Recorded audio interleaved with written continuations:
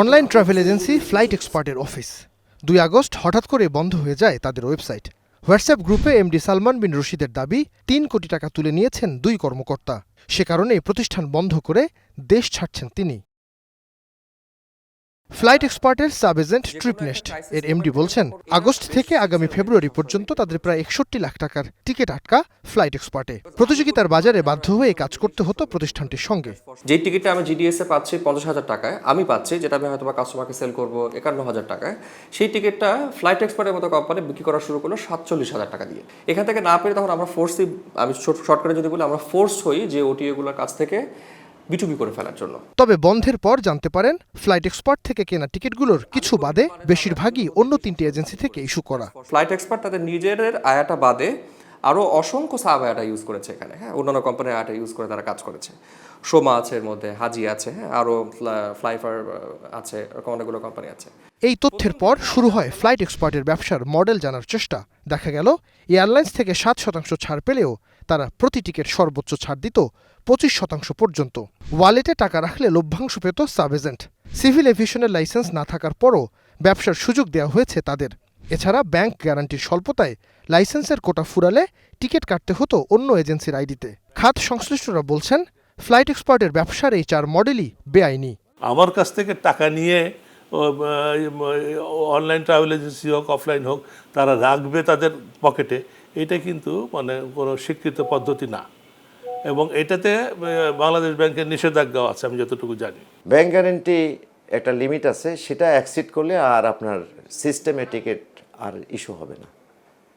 সুতরাং এটা যেটুকু আপনার কাছ থেকে নিরাপত্তা নিয়ে রাখছে, মানে টাকার নিরাপত্তাটা যেটাকে আমরা ব্যাংক গ্যারান্টি বলি, সেই জায়গায় অ্যাক্সিড করার কোনো সুযোগ নেই। এয়ারলাইন্স থেকে কেনা দামের চেয়েও ফ্লাইট এক্সপার্টের কম দামে টিকিট বিক্রিকে বিস্ময়কর বলছেন বেসরকারি বিমান সংস্থার এই মুখপাত্র। 7% ডিসকাউন্ট এয়ারলাইন্স ওটিএকে দিচ্ছে, 7% ডিসকাউন্ট একটা অফলাইন এজেন্সিকেও দিচ্ছে। আর ওটিএগুলো সেটা মোর দ্যান 7% যখন ডিসকাউন্ট থ্রো করে, আমি সেটাকে লোভনীয় অফার মনে করে আমি তার কাছ থেকে টিকিট নিচ্ছি। এই অফারটা আসলে কতটা জাস্টিফাই? অফলাইন এজেন্সির দাবি, অনলাইন ট্রাভেল এজেন্সিগুলোর এমন অসুস্থ প্রতিযোগিতায় ব্যবসা হারাচ্ছেন তারা। দীর্ঘ কয়েক বছর যাবৎ ওটিআর রমরমা অবস্থা, আমাদের যারা ট্রাভেল এজেন্সি তাদের অবস্থা খুব খারাপ অবস্থা, যে আমাদের থেকে আমরা টিকিটের সেল অনেক কমে গেছে।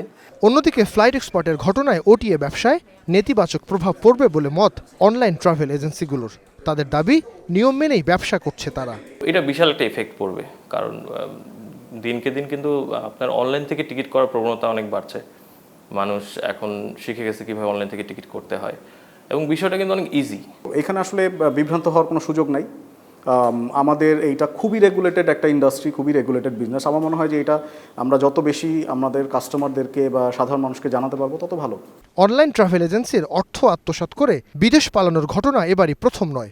২০২০ সালে হাল ট্রিপ, ২১-এ 24ticket.com ও ২৩-এ মোটা অঙ্কের টাকা নিয়ে পালায় লেটস ফ্লাই। তবে এসব ঘটনা সুরাহা হয়নি এখনও। ট্রাভেল এজেন্টদের সংগঠন আটাবের সদ্য সাবেক সভাপতি বলছেন, ওটিএ নিয়ে সরকারের নীতিমালা না থাকায় ঠেকানো যাচ্ছে না এমন ঘটনা। এই সুযোগগুলোকে নিয়েই কিন্তু আস্তে আস্তে বড় রকমের গেম প্লে করে এই বড় বড় অনলাইন এজেন্সি তারা।